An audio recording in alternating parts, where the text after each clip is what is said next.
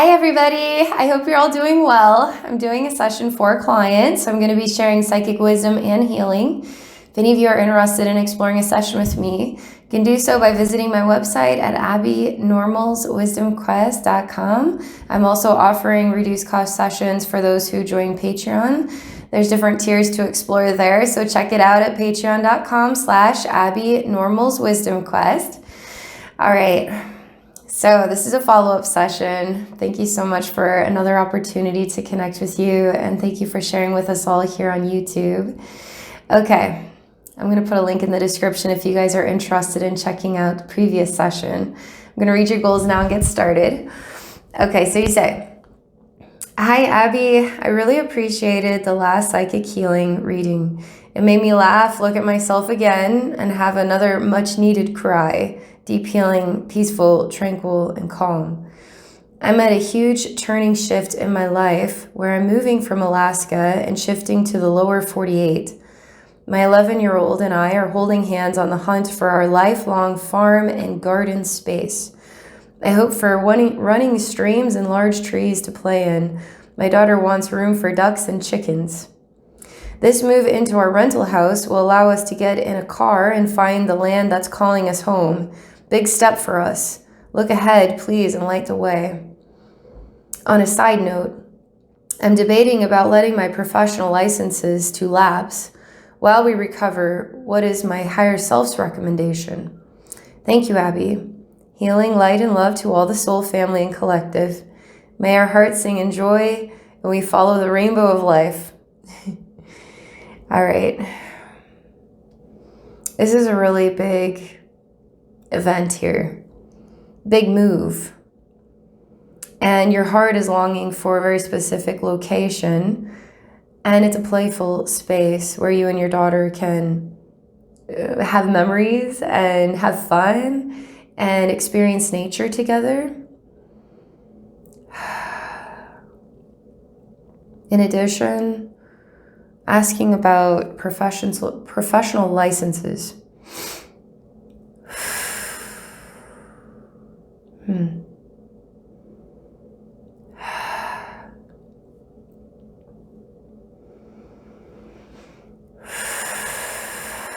All right, look ahead and please light the way. And what is the higher self's recommendation on the licenses?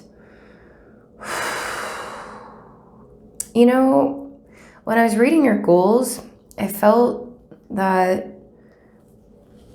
vibrationally, I just wanted to slow down. It's like watch the grass grow type of energy that hit me.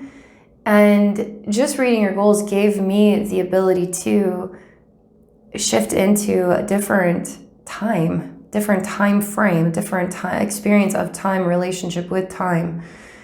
And maybe there's something to that, but it's allowing my energy field to shift in a way that I need to be in order to do your session, which is encouraging me to experience the joy of watching the grass grow. So that's the first thing I'm going to tell you. I'm going to relax now and let's see where we're guided on this. And thank you again so much for the opportunity and for sharing with us here on YouTube. It's going to be a really great experience. All right, here we go.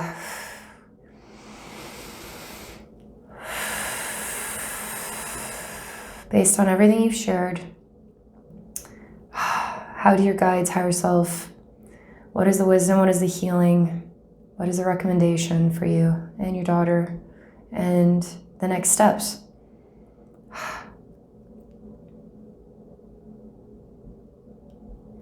All right. It's never what I expect. Okay. I experience, this is coming from my heart, okay?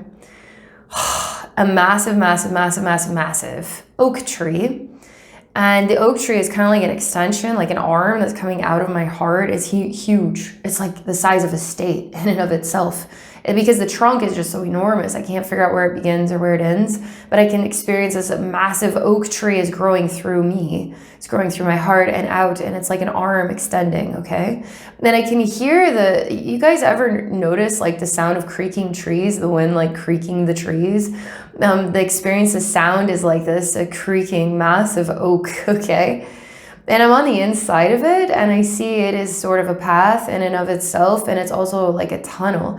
Why is a tunnel and a path seem vibrationally so different? Because they're both leading you in the same direction, but the tunnel is more of the path is open, the tunnel is like an enclosed experience, okay? So when the path is open, it feels like it's freeing on all sides and I can see everything around me. But when the path is this like casing, you know, it's a tunnel now because it's surrounded on all sides because we're inside this like arm of the oak. Now our experience is different. It feels different, you know? So I'm in a tunnel, okay? And again, coming through your heart, we're in the oak, and I hear the creaking of the wood of the oak. Now, is this the location where you are going? I have no idea. Where does this oak begin? Where does this oak end? Where is it guiding us? What does it mean? So I'm just going to be a participant right now, and we'll just follow along, okay?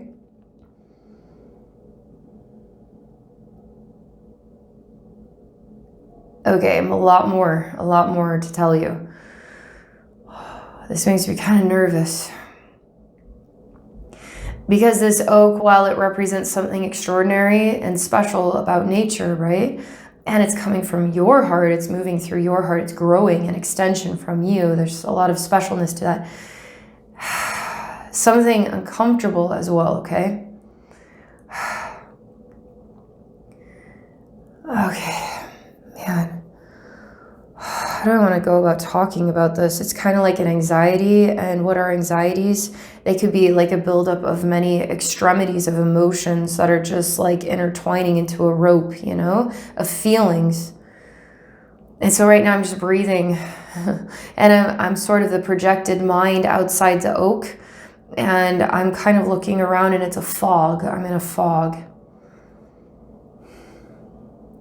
I feel like I'm wondering how one person can make such a big, can span such a great distance, can make such a big step. It's almost like this isn't meant to be a multitude of steps. It's meant to be just one big step. But I look at this and I was like, how can this just be one big step? It's got to be like miles and miles and miles worth of steps. But realistically, it is just one big step, you know? It's like one giant step for you, like one giant step for mankind. Isn't there like something about the moon, you know? One small step for man, one giant leap for mankind. How come I don't know this saying? All right. You know what I mean. So the moon is coming into this and giant steps for mankind and you, right? In the fog, outside the branch, outside the trunk of the oak. And I hear the creaking.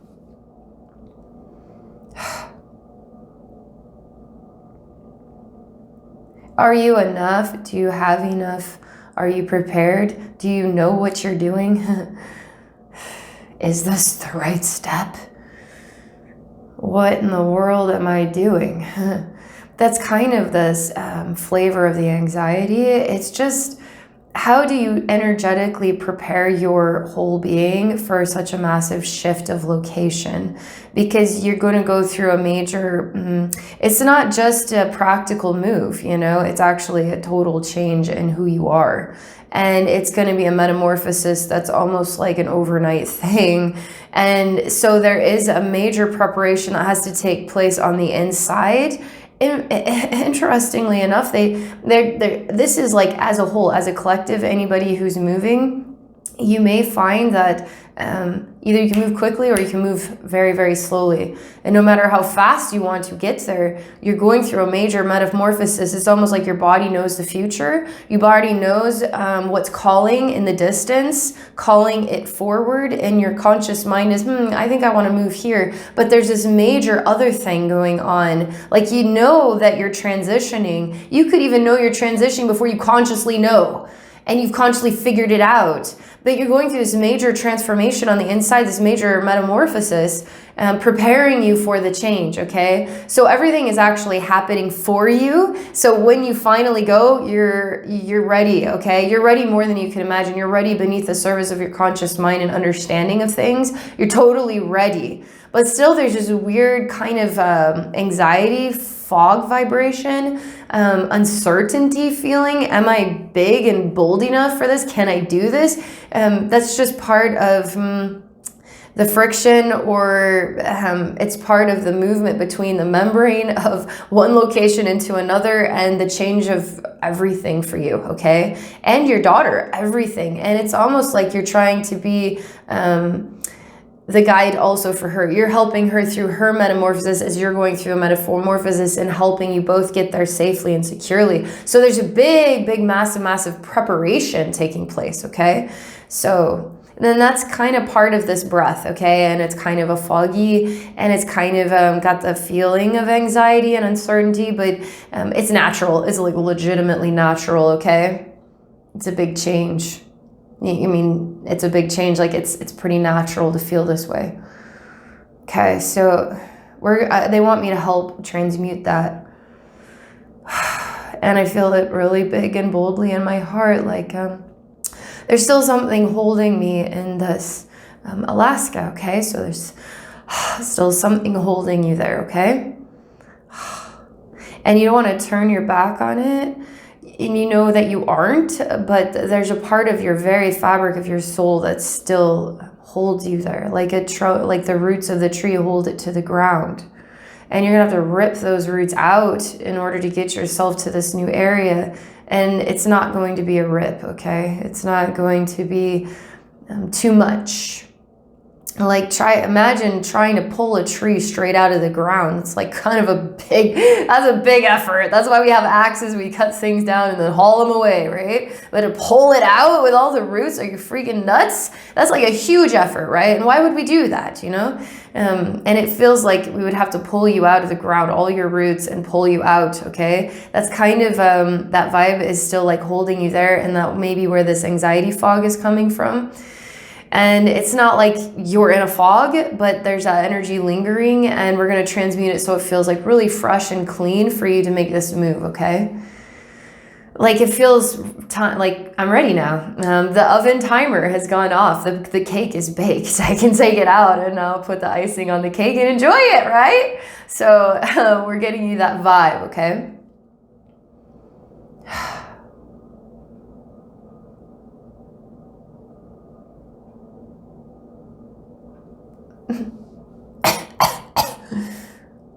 A lot of inner child. They feel it in my emotional gut. I feel it in my heart. I'm coughing in my throat about it.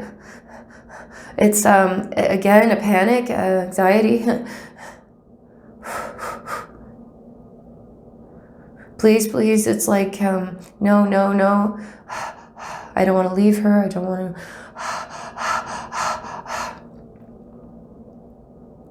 It's about loss. It's about,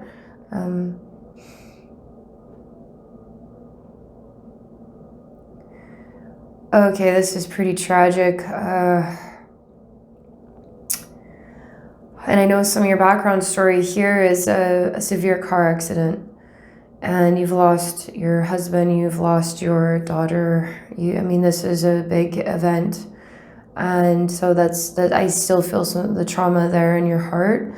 And that's what part of the ripping and moving on from that, okay? Totally changing locations.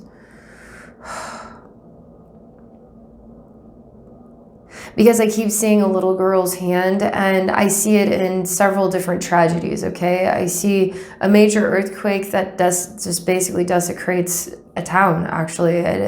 Maybe there's also a volcanic. There seems to be the image of catastrophe that is a natural event of catastrophe, and then the rubble, and then picking through the rubble to find the remains of loved ones, okay?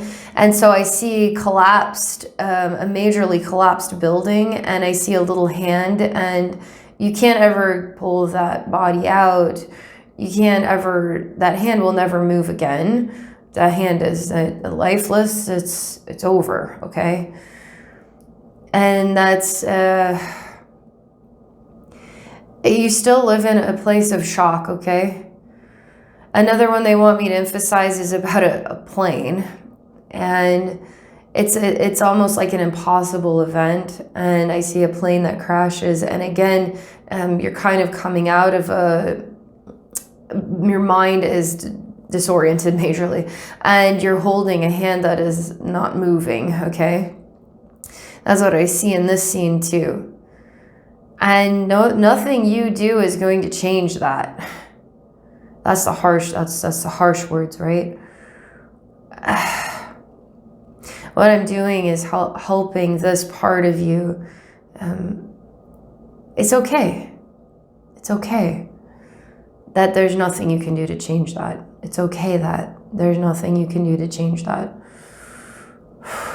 But how do you digest that sudden impact, that possible reality that I have this thought sometimes, maybe you guys do too, where you wonder, you find out these stories. I used to watch this show, and it's 1,000 Ways to Die. It's like people who die in the oddest ways. It's like, can imagine waking up in the morning and it's a normal day. You eat your breakfast and it's a normal day, right? And that's the day that things are meant to change and you're meant to transition to the next experience. And you can't fathomably prepare. You can't imagine that.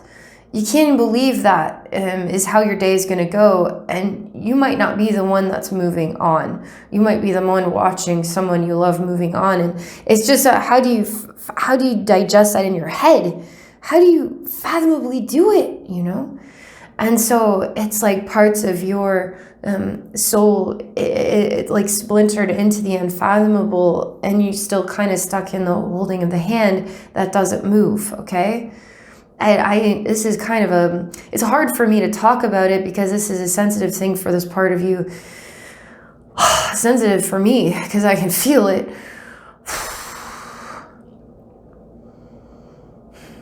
So I'm just there with you. Because this it's almost like we're meant to feel the hurt, okay?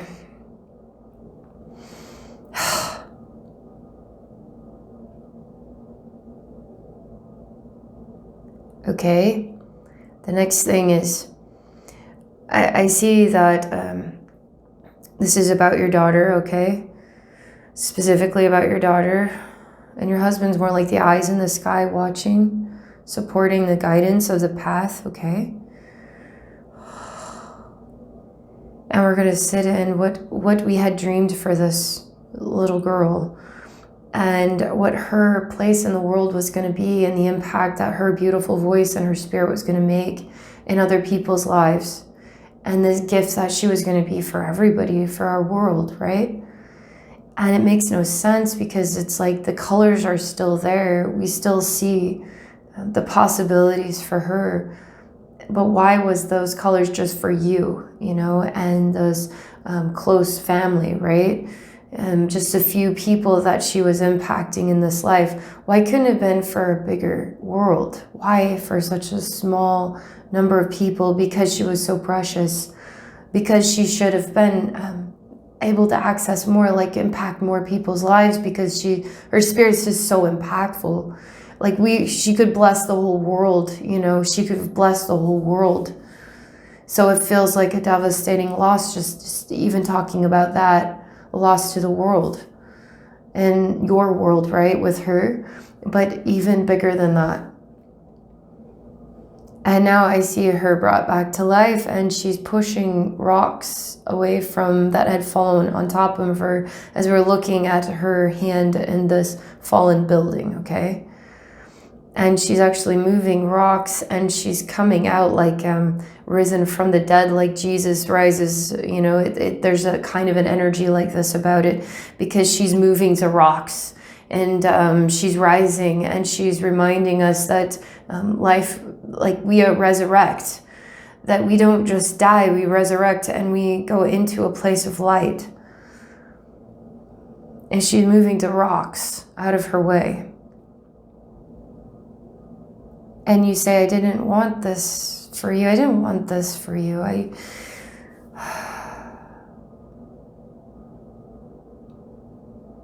Man, the tears, you know, the emotional pain where it's like, it's agony to feel it. Like it hurts really bad to feel it.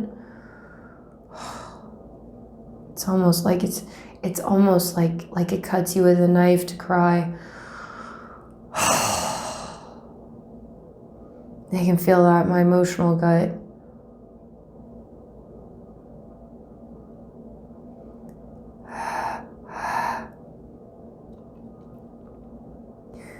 It's interesting. Something's changing. Because you don't cry for her. And you don't have to. And she's holding your hand. And I see you both as very strong lights. And that knife that was cutting me, like it's almost like a dagger in my emotional gut, is subsiding. And I see you both in breath. And you're both light. You're turning to really bright light. Like bodies that I can't really see the bodies because the light shines so bright, okay? But I can see two hands holding each other, and what is like faces facing each other, eyes looking into each other's eyes. And I see child and I see adult. This is so surreal because I'm going to tell you something crazy, but it's almost like she's giving you back a part of yourself that was taken away through your youth. Okay, hear me out on this. All right, this is the best I can describe it. Imagine that she was born to carry the part of your soul that you lost when you were growing up. And through her sacrifice of her life, she was able to bring that part of your breath back to you. And the only way that that breath would be returned to you was through her being this beautiful light, living this brief life, to give you that breath back to you. And it was that you were meant to move on. You were the one that was meant to bring the light to the world. And it was super important that she could bring that part of your inner child back to you so that you could bring the light to the world. And so she came to be basically, you know how in the relay races, they hand off the baton. It's called a baton, right? They hand it off, right? One to the next, to the next. She came to pass the torch. She came to give you the baton, okay? So you keep running the race so you could keep going. Because you're this Olympian that's running the race here, and she needed you to get that back to yourself. And she carried the light to bring it back to you. So inhale your breath. And she's part of the spirit of who you are. As born outside of yourself, so you could look into the mirror of your own eyes through hers. Oh my God. How so cool is that? It shows how beautiful you are through how beautiful she was. And she's giving you that part of your beauty is returning to you through her. I mean, it's always her, but it's always you. It's both. Oh my God. It's precious. I'm just sort of in awe of this exchange here. I don't know if words could ever do this justice. I'm just watching, and it's beautiful. And I see her spirit is absorbed into you, and you carry her with you. She's a part of who you are too. And I see her in your heart as part of your inner child, as part of you, and you carry her with you. And it's like the baton becomes the torch that gets passed, like that lights the big Olympic torch, like it's lighting the Olympic torch of within yourself. You're becoming full of light. And your own light is shining really bright.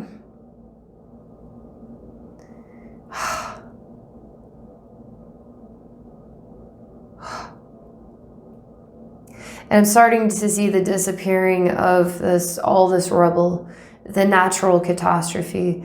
The airplane disappears. And I mean, I'm meant to say it this way, and then I see you, and you stand alone, okay? In this scene, I see you stand alone.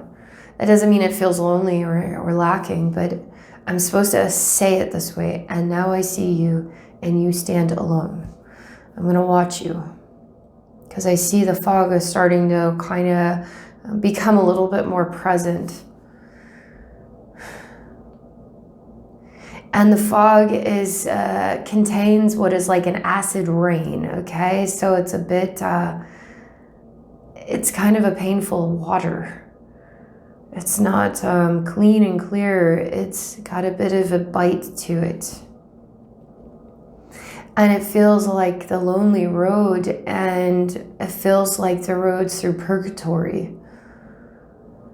And I see the weary soul and the wanderer, okay?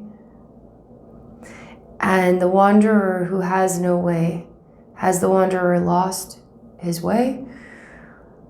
Or the wanderer has no way?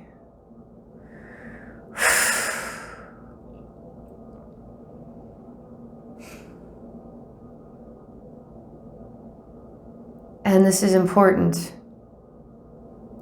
And I'm seeing you from afar, and it's probably literally like 100 feet. And I'm slightly risen, sort of levitating above, looking slightly down, and you represent both male and female. But you look female. You look like you're wearing a ballerina outfit, but it's your skin. And you don't really have any definable features. Everything blends, but you are wearing what it can only be described as a ballerina outfit, and it is your skin. And you represent the wanderer. And it's like a purgatory where there's a single lamp, like a light post that's lit, but you can't see it. And everything else is like in the shadow.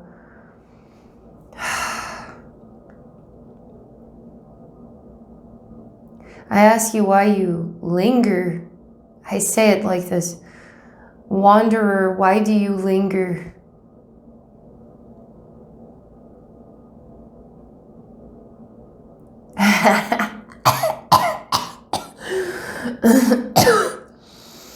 There's some nasty old shadows up in here.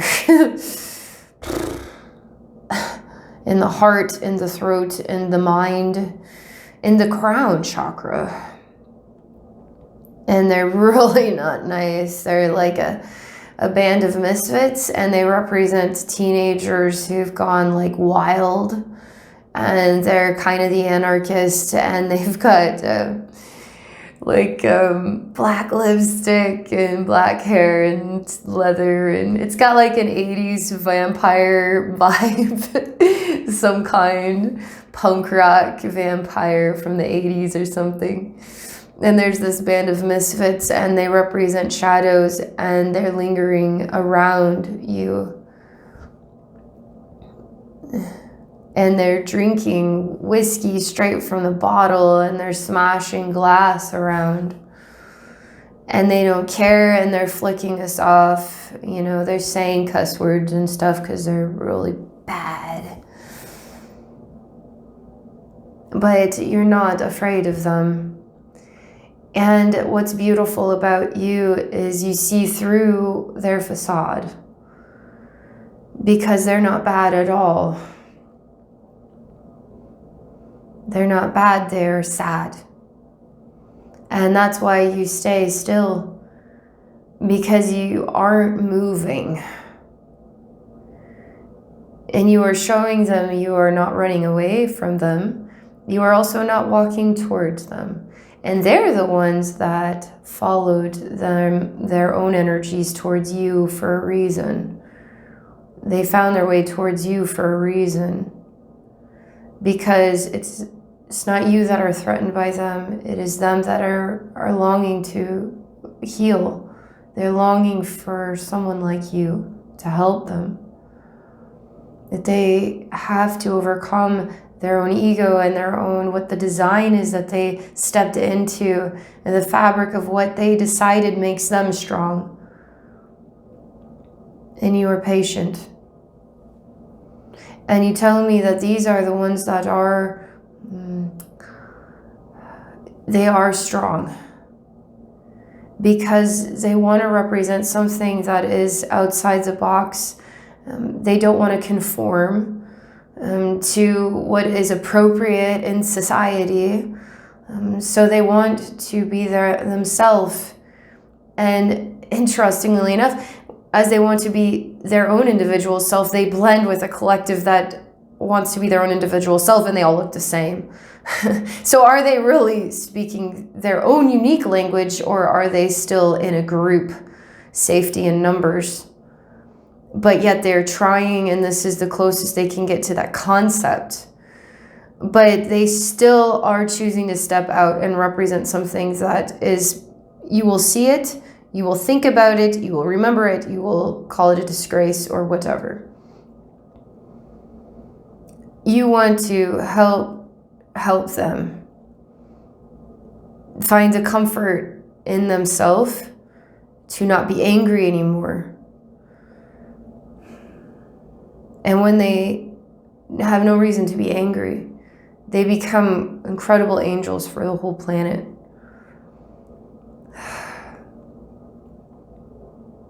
They are the angels.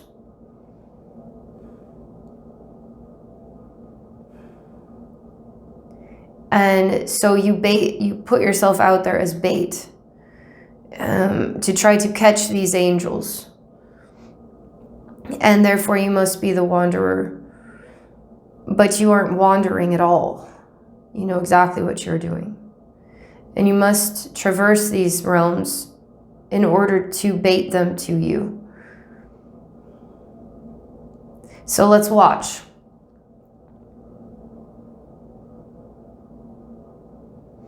You're not at all threatened. They try to give you a reason to be afraid. And I'm trying to understand why. I mean, they take out the knives out of their pocket and they actually do terrible things. Like they take you into basically a closed off storage unit. And they surround you and they break their bottles of whiskey and they light them on fire. And they tie you up in ropes. And they laugh at you as you cannot set yourself free. And they tell you how stupid you are, that you would ever put yourself in such a situation as this. Why would you want to be around them? Don't you know what we do to people like you? But you stay still. And that's why they keep scratching their head and they can't really get enough of you because they can't understand it. You should be screaming, you should be crying, you should be saying, oh, I guess that was a dumb idea. But you don't. You just sit there silently. And you're making a bold statement to them. But they're really hanging on tight. They don't want to give in to what you represent because once they do, they will not be the same. It's almost like they would define that as giving into their weakness, but their weakness is actually their strength. If they can give in to what they would define as their weakness, they will become extremely strong and they'll go on to do great things in this world. And you don't, none of this is about forgiveness or apology for you. It doesn't matter because you know what you're doing. You know exactly what you found in them, and you are cleverly getting them to make the choice inside of themselves to choose their weakness, which is actually their strength. And you must be bold. As in, you must not waver. And this is terrible because then the next scene is, okay, this. They take you off of this wooden box, okay? You're still tied up. They didn't let you die, did they? And they take you to another room, an even scarier one with all these like knives and things in here, and they lay you on a table. And they say, don't you know? Don't you know what we do to people like you? And you say, but I'm not like the people. Like, I'm not, you don't really say it as in you emanate it, that, what do you mean? Why are you aligning me with those people? You know that I'm different. And this one hates you more than anything because you are strongly encouraging him to not hurt you. And because he feels it, without saying it, you just emanate this, that he can't hurt you. It just, you're not giving him a reason to do it. And he wants to hurt you that much more now because of it. That he can't touch you for some reason. He can't cut you. And this makes him really mad. It's almost like you have some sort of magic power around you. And he's hurt many people. Yet he cannot hurt you for some reason. It just drives him nuts. And then I see that he has a dream. And there's like 6 of these, and they follow what he's sort of the leader, so they follow him more than they follow themselves. And he has a dream, and you visit him in a dream. and he cries tears of black ink. And his eyeballs fall out. And now without eyes he sees. And what he sees is a very old man who represents wisdom and also represents the Father, as in like God, but slightly different, okay? Like one of his own forefathers. And he remembers who this is, he knows who this is. And then he experiences his whole body falls off like in pieces. He's not even a skeleton, he's just an energy. And this man says nothing, he more so creates strange noises with his throat, like low, like humming noises that also have like it sounds like this, okay? It's not even smooth, it's kind of jerky and fluttery and low, okay? And he hears it, and it makes his heart of his soul just, it's like instantly he's filled with splinters of light, because the light is splintering for him as he merges back with it. But he doesn't fully merge with it because he's smart and he knows how to learn through his pain one step at a time. He doesn't just become different. He has to learn as he develops into something different. And he starts by hating this man first, this old man. And he feels the splinters of light and he goes to attack him. The old man stands his ground and is relentless, and through his guttural throat sounds, he tells him, "You will not hurt her. And she sent me. And you will..." It's kind of like, "You will do as I say," but it's not that either, because he doesn't have to do what this old man says. He wants to, without choosing to want to. So there's always that resistance there, but he's learning through the resistance, which makes him strong and wise and smart.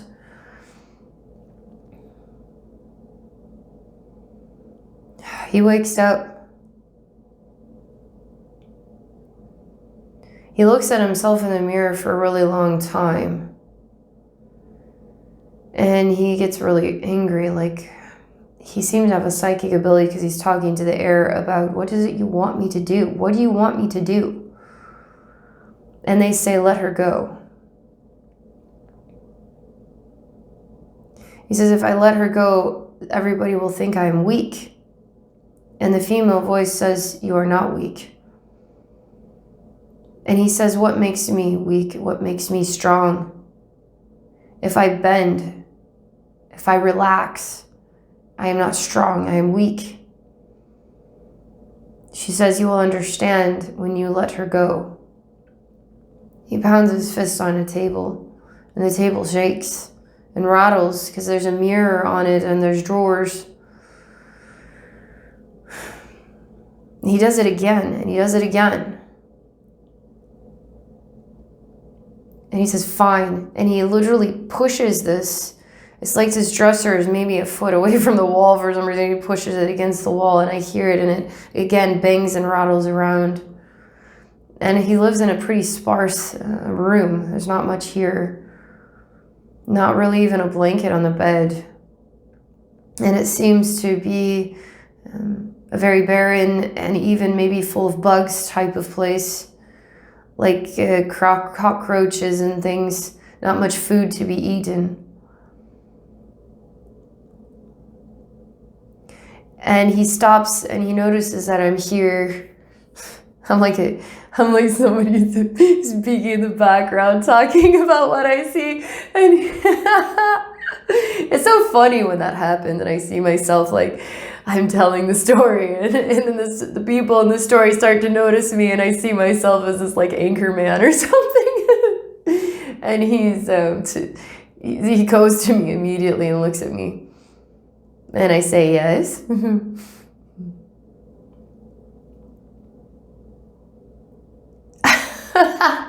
Says, "What will it take to shut you up?"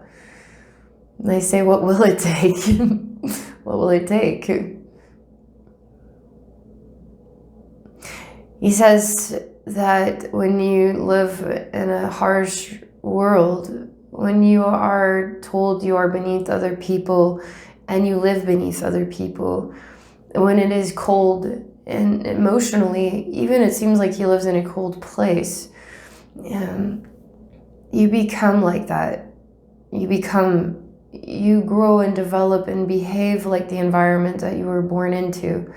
So you will become tough as nails, so to speak. And I've grown up to learn that I must be tough, that I must not break, that I must be like the cold winter. I must be like steel. I must be like this. And I'm being asked, he says directly to me, like he's asking me for why. I'm being asked to be warm. And he stops. I say yes. He says, I am asked to be warm because my learning to be cold is over. I say, I'm not going to answer that question or that statement. What does that mean to you? He says, I hate you. I say again, but what does that mean to you? It says, he's tired of having to fill in all the blanks himself. Why he kind of puts his fist to the sky and asks the spirit realm why they won't just tell him something, why they won't just give him the answers that he needs. They always put it back into his court, and then he has to fill in the blanks. What's the point? And he's always talking to himself, always talking to the invisible world. I'm really familiar with this myself. But he's psychic. He's definitely intuitive. I know in my heart that he wants somebody to tell him that this is the right next step. But I know in my heart that he has to tell himself that. I can't tell him that. He has to tell himself that, which I want you guys to think about. Your guides aren't always going to tell you what you need to know that you already know, okay? Some things we already know that we refuse to acknowledge that we know them. And so we need somebody to confirm it for us. That way we can confirm it for ourselves. So sometimes we just need to acknowledge what we already freaking know. Why do I need to tell him that, yes, that is true? You were raised in this cold, harsh environment to become strong through this cold, harsh environment. And now you're exploring warmth, which is the total opposite of what you have experienced. And why not explore warmth? Why not, And so it's for him. The anchor person is behind like the silent walls. I can't let him know this. I can't let him hear this. Let's see what he does next. He just stands there and looks at me in the eye and says, I hate my life. I hate life. And I tell him to go talk to you. Now, I say it kind of like fiercely, like go talk to her now, like that. But it's kind of rumbly. It's almost like he listens to something that's more on the colder end than the warmer end. And he says, okay. It's like the first time he's ever actually talked to you and actually saw you for who you were, encouraging him to see you for being this way. Because you're a messenger. And you're part of what we're being shown here today is that you have the power to reach people. People that wouldn't, it's almost like it would be impossible for anybody to be able to reach these people. No, you have the power to reach these people.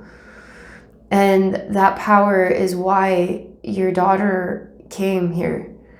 And she came here for you, that you were the one that was meant to be. It's almost like who you saw her to become was who you were meant to become. And she carried that torch of your soul back to yourself. Because you're meant to reach people.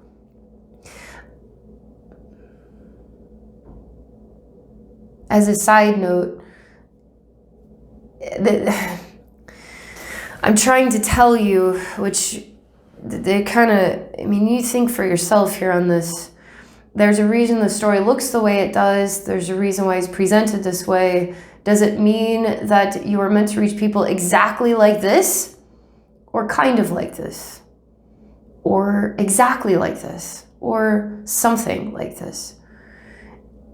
And it doesn't have to be taken literally, but yes, it is also like this, okay? They kind of like fill in the blanks yourself now, okay? You fill in the blanks. You may already know what I'm talking about. You may already know in yourself, this is true about you.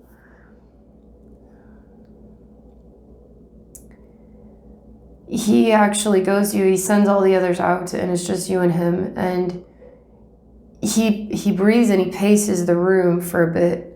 And you're still kind of strapped to a table and you just look at him silently, but you're really worn out. I mean, you're really, like, you're starved and you're getting sick and you're, in a way, dying. And he says, what is it about you?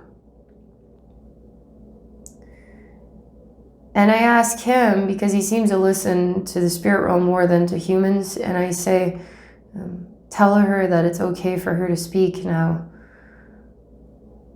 That you want to hear her voice. It's almost like you weren't allowed to say anything. And he has horrible, when I tell him that, he has horrible echoes of cutting people's tongues out and their faces, and what it took to watch people be put through agony that he did. He tortured them. It's like if he could get the screaming to stop in other people, maybe he could get the screaming to stop inside of himself.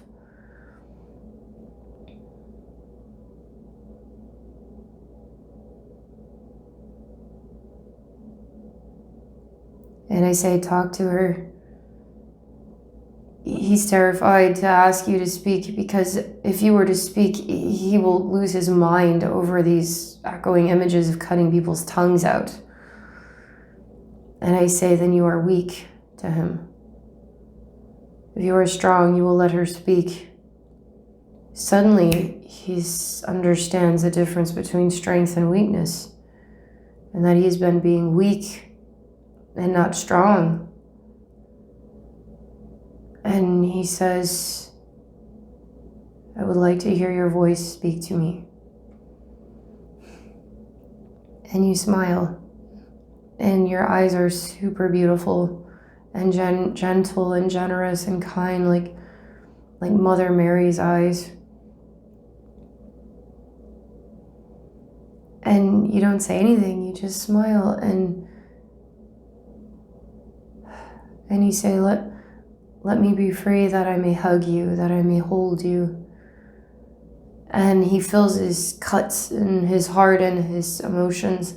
And he's like a gorilla baby that never had a mother. It's like he instantly wants to lash out and start acting like a barbarian. It's just simply over the gesture of you hugging him. And I remind him that it has been a cold life for you.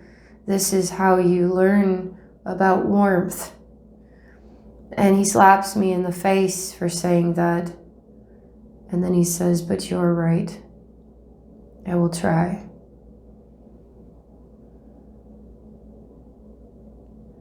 He's very hesitant, but he does. He takes the ropes off. He knows you're gentle, he knows you're not going to hurt him. Even if you tried, you wouldn't be able to hurt him. But what hurts him the most is the hug that you have for him, because he's not worthy of your hug, because what he did to you.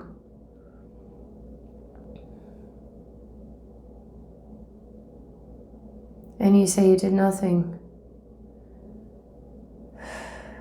You did nothing but bring me into your life and work through your pain with me. And now you're still working through your pain with me. Let me hug you. I'm telling you, he will be loyal to you for all eternity. I see him as a wounded wolf who is nurtured back to health by a very kind person, and that wolf will never forget it. And you hug him, and he just cries profusely, like almost absurdly wailing and screaming and crying, like all the pain of his soul. And many parts of himself that have been in agony in their own purgatory, screaming and crying through his shaking body. And then you hold him. You speak nothing because you know how very fragile he is to Youre. You say anything in this moment. He will be just like a soft and gentle warm blanket, silent and gentle.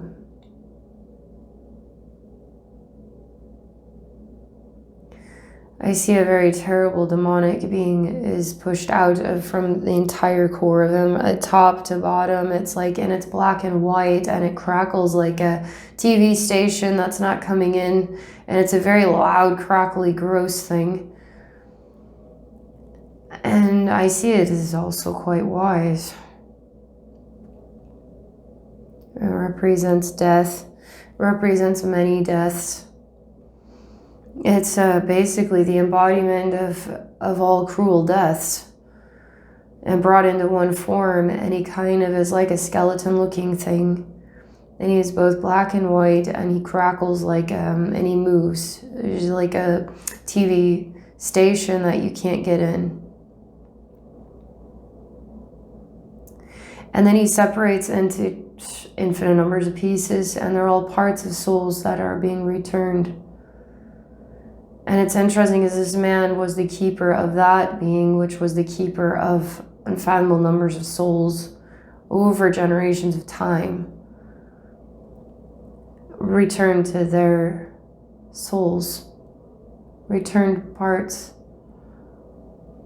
Those returned parts still have work to do, but they aren't combined in this one embodiment. And he feels like, for the first time, this man that you're holding feels like he can breathe.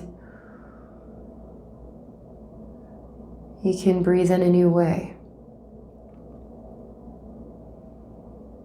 And he's different.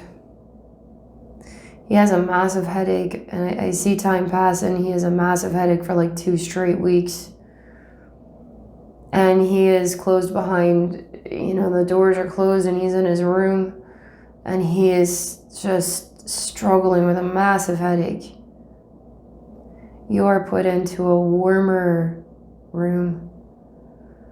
And all of those people that are part of his crew, they're very uncertain and confused as to what's going on, but they trust him.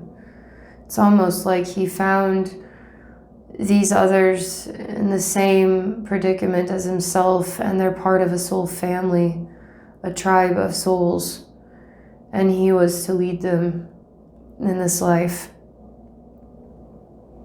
And he broke him. He broke him into his light again. It takes what could only be described as a year, and he doesn't say much. But he asks that his friends stay, and they will not hurt anybody. And they stay. And you are to stay as well.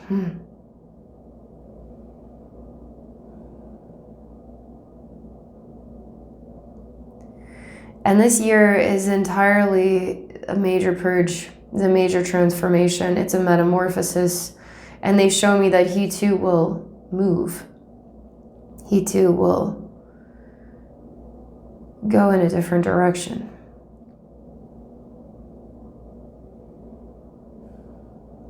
And that his body and his energy field needs time for change, time for this transformation, time for this movement.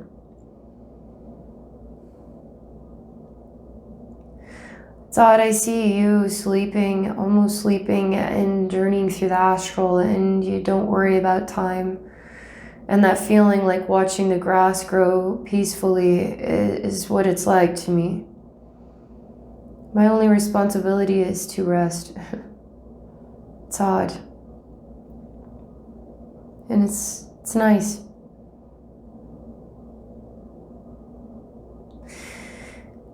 At the end of this year, you go and you tell him, which seems to be one of the few times you've spoken since you held him, you tell him it is time for you to go now.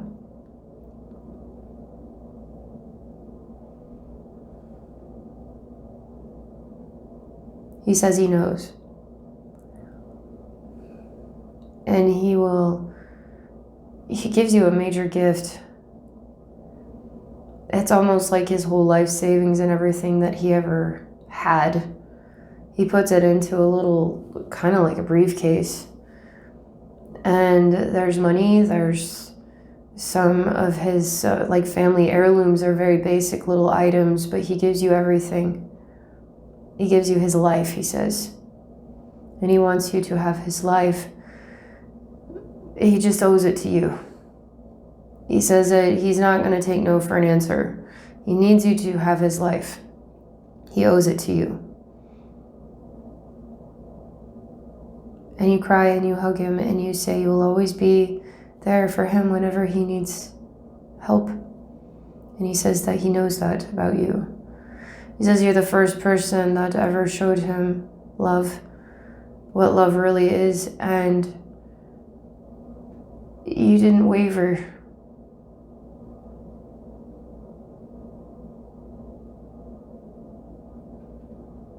You helped him heal.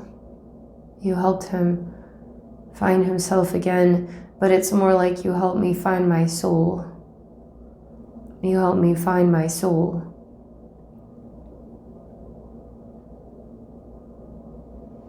I see that the strangest thing, it's like we're back in that purgatory place with the fog and the acid water and the lamppost that's invisible, but the light that kind of lingers.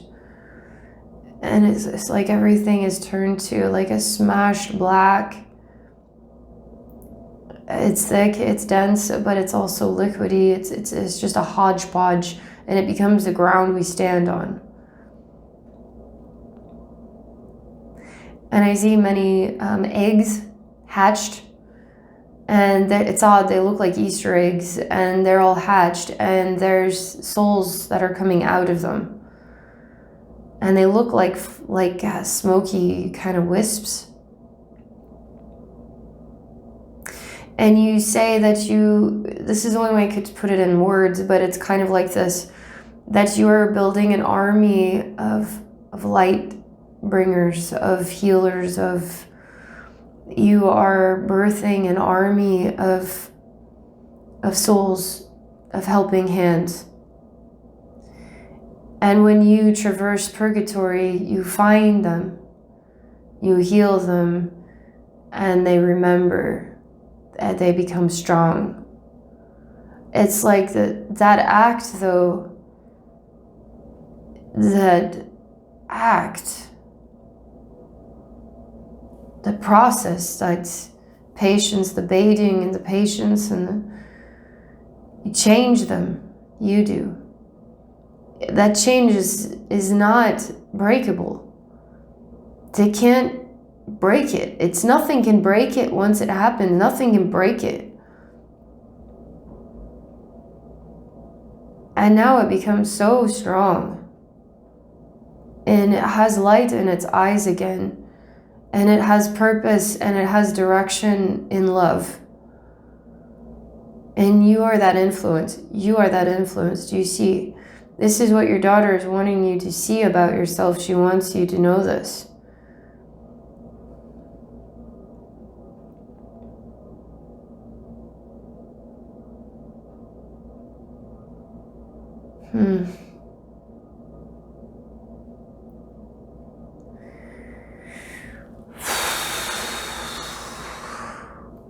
All right, let's go back to to the scene with the tree having to be pulled out of the ground, and the part of you that is safe to move now.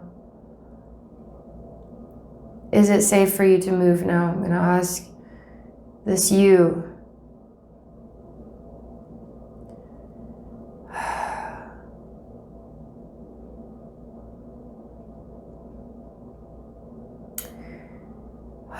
You visit a graveyard and you kiss the ground where your loved ones are buried.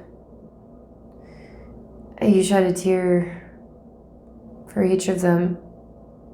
And when you turn your back and you walk away, you carry the spirit of their memories in your heart, and you make a kind of vow with the earth, even in the sky, that you are complete now. Almost like you don't feel a need to ever return. Then maybe you will one day, but it doesn't feel like you need to return. And it's like a ritual of sorts. It's like a sacred dance in a way. And it's your way of saying goodbye. And it's felt. It's like felt in the DNA of the universe. It's felt in every soul. We all feel it. This dance of goodbye. And I see that the oak isn't necessary. It's almost like this tree was a spirit that was there to be strong for you, but it seems like it's ready to break and it's ready to return to the earth.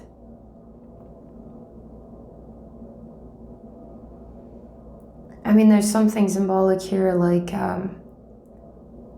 any type of wood that is sacred or special to you, to bury it into the earth, to return it to the earth.